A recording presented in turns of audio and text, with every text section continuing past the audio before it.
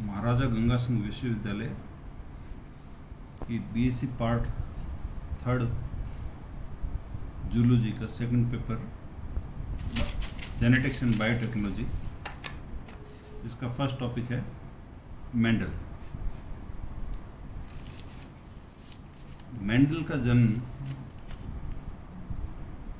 22 जुलाई 1822 को ऑस्ट्रिया में हुआ था, जिनका पूरा नाम था जोहान ग्रेगर मेंडल।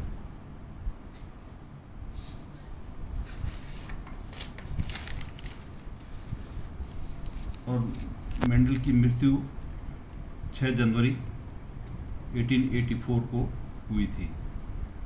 उसने अपना research work experiments on plant hybridisation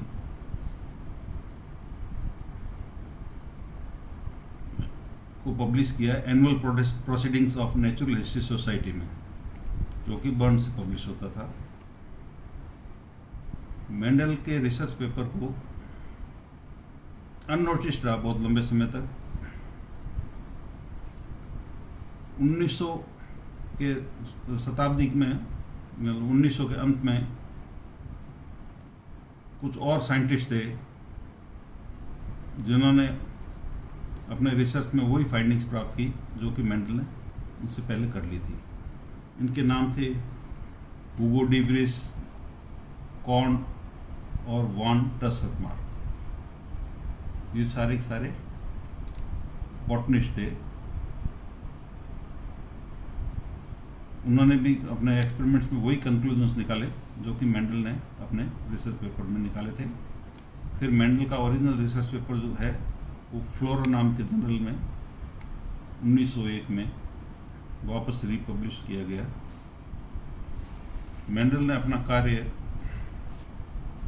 मटर के पौधे पर किया था। सारे एक्सपेरिमेंट जो अपने किए थे उसने अपने मटर के पौधे पर किए थे। मटर का पौधा उसको मेंडल ने जो चूज किया उसमें उसको फायदे मिले। उसमें एक तो ये था कि जो उसका पॉलिनेशन था वो क्रॉस पॉलिनेशन होता था और उसको आसानी से कंट्रोल किया जा सकता था। मटर के पौधे को उगाना बहुत आसान, और उसमें जो डिस्टिंग्विश कैरेक्टर थे वो बिल्कुल 7 डिस्टिंग्विश कैरेक्टर्स थे जिनको आसानी से पहचाना जा सके। मेंडल ने अपने एक्सपेरिमेंट में 7 कैरेक्टर्स लिए थे। और मटर के पौधे की एक और खासियत होती है कि उसके कई सारे ऑफ स्प्रिंग्स पैदा होते हैं जिससे कि एरर को मिनिमाइज किया जा सके।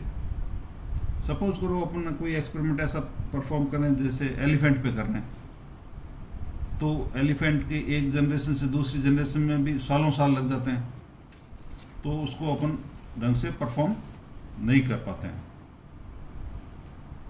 मेंडल ने अपने एक्सपेरिमेंट्स के लिए एक समय में एक ही कैरेक्टर को काम में लिया। उसने होमोजाइगस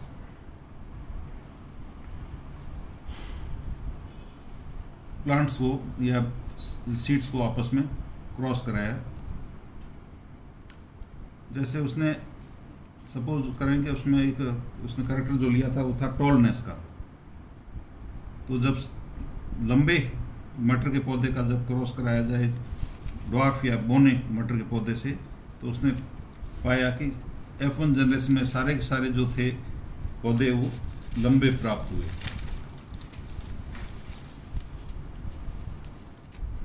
जबकि F2 जनरेशन में जो पौधे प्राप्त हुए उनमें रेशियो था 3:1 का, यानी 3:1 के अनुपात में पौधे प्राप्त हुए।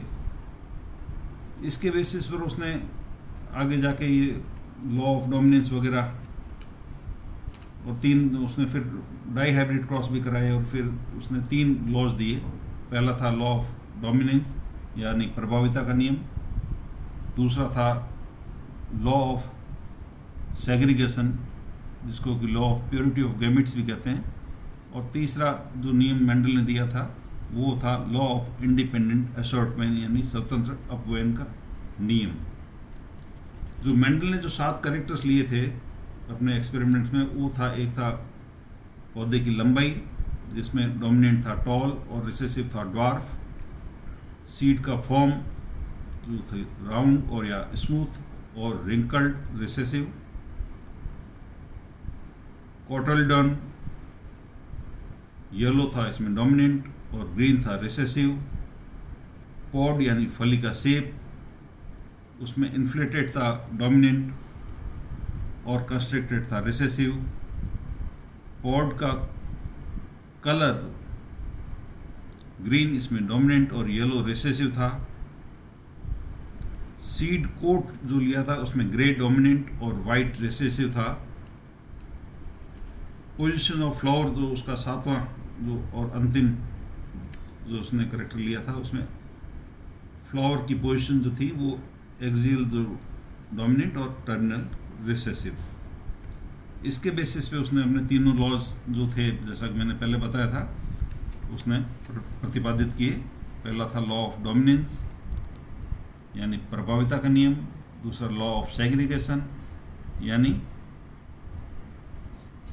Law of purity of gametes भी कहते हैं, यानी पृथक्करण का नियम। और जो तीसरा नियम था लॉ ऑफ इंडिपेंडेंट एशॉर्टमेंट।